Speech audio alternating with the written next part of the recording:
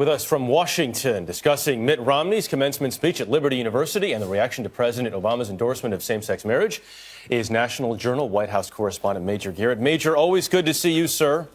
Good morning. Some of the upset at Liberty University over the Romney commencement. Any reason for the campaign to be concerned? I don't think so. Look at the poll that just came out this week from the Pew Research facility. Mitt Romney is running 53 percentage points ahead of Barack Obama among evangelicals who intend to vote in November.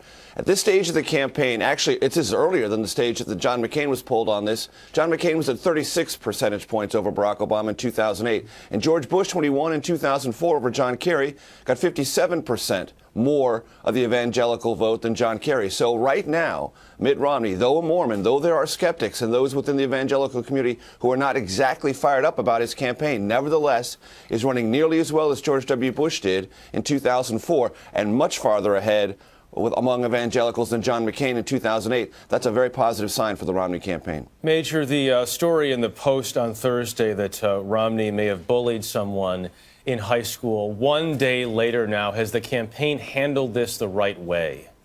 Well, they've handled it the way the candidate wants to handle it, and I'm not going to judge how candidates handle things. I just let the public do that, and I'm telling you, on this story, the public is paying attention.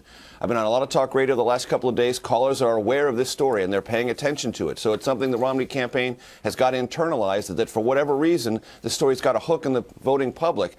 And Governor Romney says he doesn't remember this incident. It seemed to me that those who were quoted in this story, many of them had vivid memories of it, and the only one who doesn't remember it is Mitt Romney. That seems to be complicating the Romney campaign's approach to this story. It might have been better for the Romney campaign to say, it happened, I regret it, and actually now, in this modern era, bullying is a huge issue in this country, and we should address it. But the campaign, for whatever reason, chose not to do that. I think that gave the story a second and third day that it might not otherwise have had.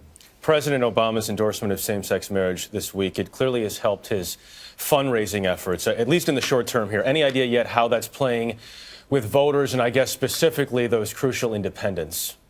Well, look, the independents had already largely moved to a net positive or a net acceptance of gay marriage in this country. That's a progression that's happened over the last 15 years. And it's not that it accelerated in the last year, but it's become more concrete, more noticeable as you look to the survey data approaching the election in November. So the president is in much safer political terrain now than he was, say, 2 or 3 years ago.